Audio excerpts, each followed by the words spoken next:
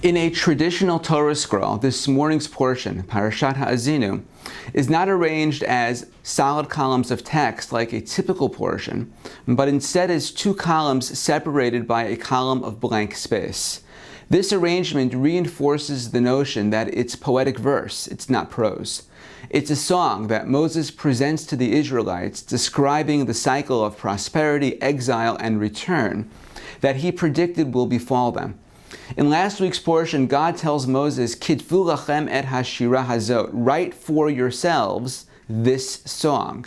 Our sages understand the word this to be a reference to the Song of Ha'azinu, but also to the 613th commandment, the final mitzvah of the Torah, that every Jew should participate in the writing of a complete Torah scroll.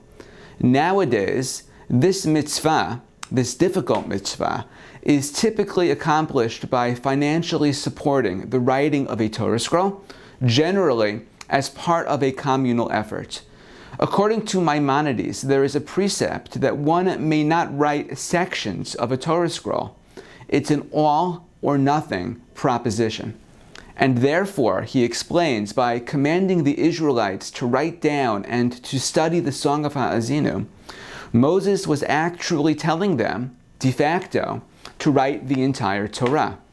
Others more homiletically read the words, write for yourselves this song, to refer not just to the Song of Ha'azinu, but to the entire Torah writ large, that the entire Torah is song-like, even those parts that would normally be considered prose.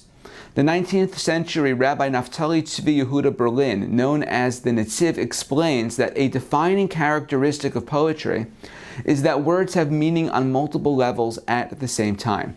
Good poetry makes use of allegory, symbolism, subtext, other techniques that say a great deal with very few words, the same words. In the same way, says Rabbi Berlin, the Torah resonates on multiple levels at the same time.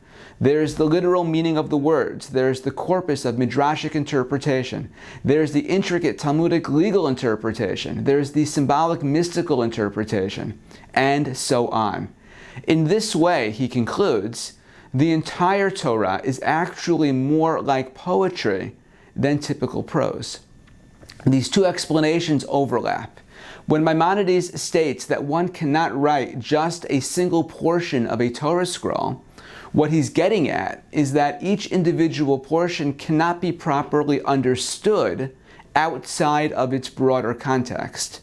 The same way that a single word or a few verses in a poem can only be fully intelligible within the framework of the entire work. Allegorically, the Kabbalists teach us that the soul of each Jewish person represents a single letter in God's own cosmic Torah scroll. In the same way that each letter is only fully meaningful in the greater context of the words, the sentences, the narratives and codes that make up the rest of the scroll, our own lives are most meaningful only when we see ourselves as part of a greater whole, part of a family, a community, a nation, rather than as lone individuals. And perhaps this is why the Song of Ha'azinu is typically the first portion read following Yom Kippur as we emerge from the High Holy Days, spiritually rejuvenated, ready to embark upon the new year. On the surface, this song told the Israelites where they were within the context of history.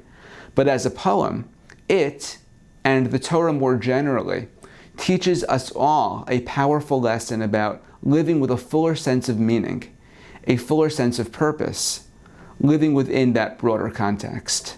A Shabbat Shalom.